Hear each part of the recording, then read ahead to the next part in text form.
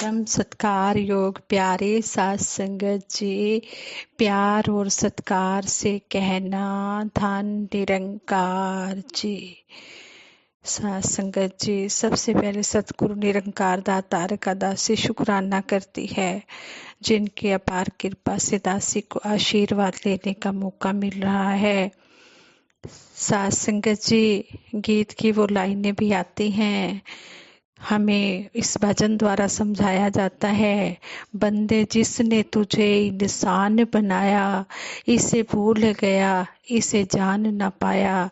किस तरह इंसान को सतगुरु चेतावनी दे रहे हैं कि हे इंसान, तूने मात गर्भ में जब ये वादा किया था कि मैं जब इस संसार में आऊँगा तो भगवान की भक्ति करूँगा, लेकिन इंसान अब तू भूल गया है इस संसार में आकर। इसलिए इंसान को याद दिलाने के लिए सतगुरु हर पल यही बताते हैं कि इस जो मनुष्य जन्म का लक्ष्य है उसको प्राप्त कर ले। जो तुझे ये खाने पीने पहनने रहने के लिए ये दे रहा है, इसको देख तो ले, ये देने वाला मालिक कौन है। साथ संगत जी, स्थिति इंसान की ऐसी है कि सुनता भी है, पढ़ता भी है, लेकिन इसको जानने की कोशिश नहीं करता। जो जान लेते हैं वो सही मायनों में अपना जीवन सफल कर लेते हैं। हाँ, संगत जी कहते हैं, एक सज्जन को अमृतसर जाना था। वह निश्चित समय से 20-25 मिनट पहले ही प्लेटफार्म पर जा पहुंचा। उसने अपने सामान को एक बेंच के पास रखा और पास ही स्वयं खड़ा हो गया।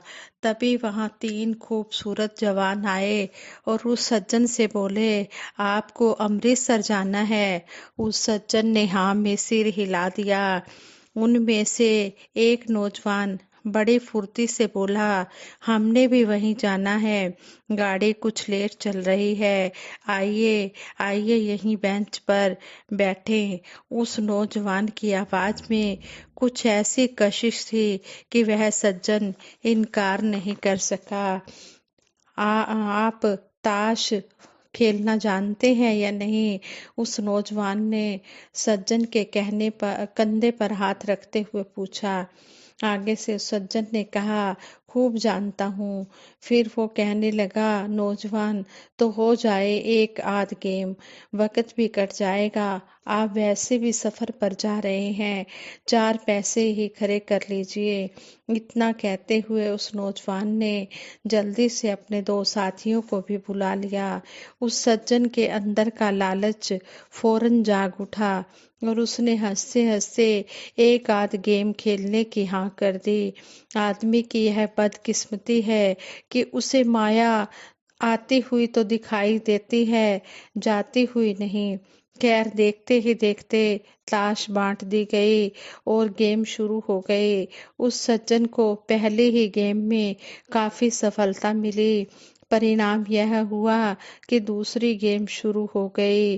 दूसरी बाजी भी उसी सज्जन ने जीती।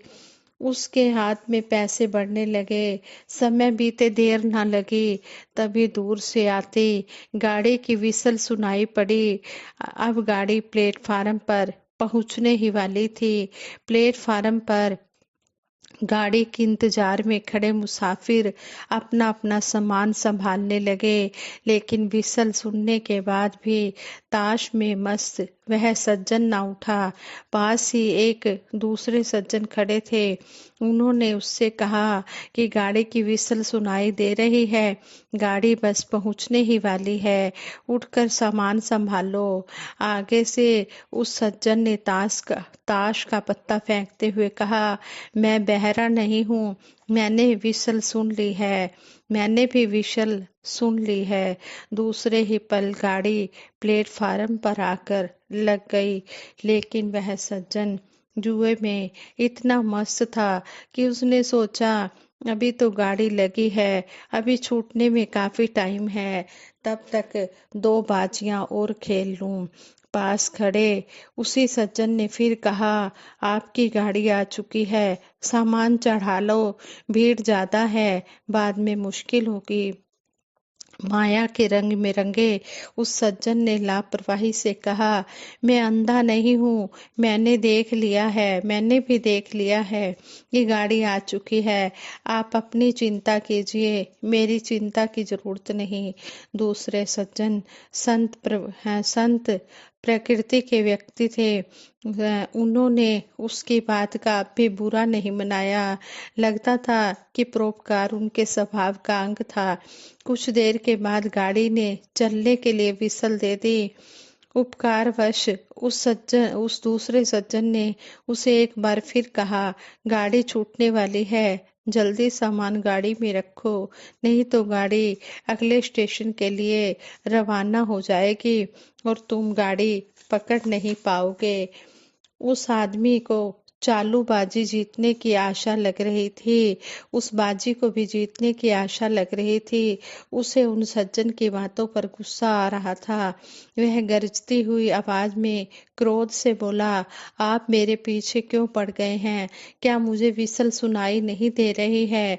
मैं सब समझता हूँ, मैं कोई बुद्धू नहीं हूँ, मैं मूर्ख नहीं हूँ। तुमने गाड़ी पकड़नी है तो पकड़ो, मेरी जान के पीछे क्यों पड़े हो? दूसरे सज्जन भागकर अपने डिब्बे में जा पहुंचे। करते करते गाड़ी ने गति पकड़ ली और वह सज्जन वही ताश खेलता रह गया। संगत जी, यह तो स्टोरी है, यह कहानी है। इस कहानी के थ्रू, इस कहानी के जरिए हमें समझाया जा रहा है कि हे इंसान, ये मनुष्य जन्म तुझे मिला है, ये नहीं तुझे पता कि तेरे कितने श्वास हैं। इन श्वासों के रहते तू इस मानुष जन्म के लक्ष्य को पाले। नहीं तो अगर यही सोचता रहा कि आज नहीं कल और इस माया में लिप्त रहा, तो यह जो मनुष्य जन्म 84 लाख योनियों के बाद मिला है, यह हाथों से छूट जाना है।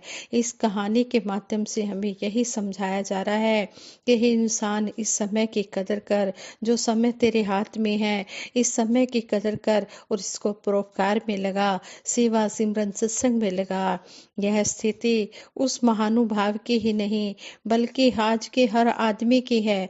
हर आदमी सुनता है, हर आदमी देखता है, हर आदमी समझता है कि जीवन हाथों से जा रहा है, परंतु उस मुसाफिर की तरह माया के रंग में खोया है, मंजिल की तरफ कदम ही नहीं उठाता है। सुनना, देखना या समझना उसी के जीवन को संवारता है जो सुनने, देखने और समझने के अनुसार अपने जीवन को ढाल लेता है। संगत जी, श्री गुरु ग्रंथ साहिब जी में भी कहा है, पूरे गुरु का सुन उपदेश, पार ब्रह्म निकट कर पेख। बिना सतगुरु की कृपा के ब्रह्म की जानकारी नहीं हो सकती और बिना ब्रह्म को जाने तेरी मुक्ति भी इंसान नहीं हो सकती है। आज सतगुरु हर मानव को इस प्रभु परमात्मा से जोड़कर आध्यात्मिक जागृति ला रहे हैं। इस ब्रह्म को, जिसका कोई रूप रंग आकार नहीं है, जिसे शस्त्र काट नहीं सकता, अग्नि जला नहीं सकती, जिस पर हवा का कोई प्रभाव नहीं पड़ता, जो सब जगह समान रूप से विद्यमान है, ऐसे निरंकार प्रभु की लगता हर उस जिज्ञासु को कराई जा रही है जो भी सतगुरु की शरण में आता है। इसको जानने और समझने के बाद मानव में मानवीय गुण सहज ही आ जाते हैं। वह आनंद विभोर होकर गाने लगता है, पायो रे मैंने राम रतन धन पायो। वह हर एक में हरि को देखने लगता है, उसमें वसुधैव कुटुंबकम की भावना आ जाती है। ना कोई बैरी ना ही बेगाना, सगल संग हमको बनाए। वह ऐसी भावना से युक्त होकर दयावान और उपकारी बनता है। जिस तरह इस कहानी में भी बताया गया कि वो सज्जन उस ताश खेलने वाले को बार बार समझा रहा है, झिंझोड़ रहा है, उसे जगा रहा है कि तेरी गाड़ी आ गई है, तू गाड़ी में सामान चढ़ा ले, तूने इस गाड़ी में जाना है। लेकिन वो इंसान उस बात को सुन ही नहीं रहा है।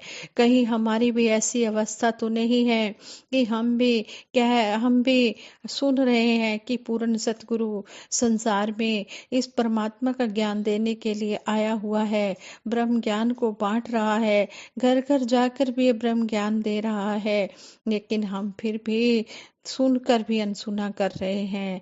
नहीं, हमने अपने जीवन को सफल बनाना है। आज सतगुरु माता सुदीक्षा जी महाराज विश्व भर में जा रहे हैं, विश्व भर में सत्य का प्रचार करने जा रहे हैं और हर एक को जगाने की कोशिश कर रहे हैं। अगर फिर भी इंसान इस तरफ जागता नहीं है तो उसको मंदभागा ही कहा जाएगा। उसको यही कहा जाएगा कि उसके भाग्य में इस परमपिता परमात्मा का ज्ञान लिखा नहीं है। हम तो अपने आप को बहुत ही भाग्यशाली समझते हैं जो सतगुरु ने हमें बाँह पकड़कर अपने चरणों से लगा लिया। बाँह पकड़कर लीने जन अपने गृह अंधकूप थे माया। सतगुरु ने हमें इस संसार के माया रूपी अंधे कुएं से निकालकर हमें ये ज्ञान रूपी उजाला दिया है। हम सतगुरु का हर पल शुक्राना करते हैं कि सच्चे पातशाह आप जी ने हमें मुक्ति का रास्ता बता दिया है और ये भी बताया है कि मुक्ति किस तरह होनी है। तो हम इन सब बातों को अपने जीवन में धारण करते चले जाएं और सतगुरु के आशीर्वादों के पात्र बनते चले जाएं। आज निरंकारी मिशन का यही ध्येय है कि हर मानव जिस प्रभु का वह अंश है उसे जानकर सुखी जीवन जी सके। स्थान स्थान पर सत्संगों का आयोजन करके, बड़े बड़े समागमों का आयोजन करके आध्यात्मिक जागृति को लाया जा रहा है, जिससे मोह निशा में सोया इंसान जागे और इस दुर्लभ देही के मूल्य को समझे और आनंदमयी जीवन व्यतीत करे। संसार में वास्तविक भाईचारा और प्रेम भावनाओं को आध्यात्मिक जागृति से ही उजागर किया जा सकता है। सतगुरु पूरी दुनिया में जाकर आध्यात्मिक जागृति ला रहे हैं ताकि हर मानव आध्यात्मिक शिक्षाओं को अपने जीवन में अपनाकर सुंदर भावनाओं के साथ अपने कर्तव्यों का पालन करते हुए, अपने गृहस्थ धर्म का पालन करते हुए इस जीवन की यात्रा को तय करे। विश्वव्यापी मिशन है। इसकी यह भी विशेषता है कि यहाँ पर हिंदू, मुस्लिम, सिख, ईसाई आदि सभी धर्मों को मानने वाले प्रभु की जानकारी पाकर और भक्ति से संतुष्ट होकर अपने अपने धर्म ग्रंथों के अनुसार अपनी अपनी भाषाओं में सत्य का प्रचार कर रहे हैं। कोई बांग्ला भाषा बोलता है, कोई मराठी, कोई पंजाबी, कोई संस्कृत, कोई तेलुगु, कोई उर्दू, कोई कन्नड़, जो भी भाषा कोई बोल रहा है, लेकिन वो प्रचार सत्य का ही कर रहा है कि एक को जानो, एक को मानो और एक हो जाओ। आज मेरा सतगुरु आया हुआ है, ये सबको सुखी कर रहा है। सतगुरु तो हर समय पर आए, सतयुग में आए, द्वापर में आए, त्रेता युग में आए, कलयुग में आए। सतगुरु तो हर युग में आता है और हर युग में आकर इस परम पिता परमात्मा से मिलाता है। वे स्वयं सुखी हुए हैं और दूसरों को सुखी बनाने के लिए ये चला रहे हैं। इसके अतिरिक्त मिशन में छप रही पत्र पत्रिकाओं द्वारा और अन्य आध्यात्मिक पुस्तकों जो कि विभिन्न भाषाओं में छप रही हैं और काफी लोकप्रिय हो रही हैं। इस प्रकार हर संभव माध्यम से जन जन को इस सत्य की जानकारी कराई जा रही है। इस प्रकार निरंकारी मिशन संसार में आध्यात्मिक जागृति लाकर पूरे संसार का मार्गदर्शन कर रहा है। हम सतगुरु का बार बार शुक्राना करते हैं कि हे मेरे दातार सच्चे पातशाह, जे तू ना फड़दा बाह असा रुल जाना सी, फिर किधरे न मिलती था असा रुल जाना सी। यह सच्चे पातशाह, अगर हमारी आप बाजू ना पकड़ते, हमें चरणों से ना लगाते, तो हमने तो इस संसार में ऐसे ही हमने रुल जाना था, ऐसे ही हमने यहाँ पर विचरण करते रहना था और इसी तरह हमने अपना यह अमोलक जन्म गंवाकर इस संसार से रुखसत हो जाना था। सतगुरु सच्चे पातशाह, आप जी का लाख लाख शुक्राना है। आप जी ने जिस तरह जोड़ा है इसी तरह अंतिम श्वासों तक अपने चरणों से जोड़ के रखना।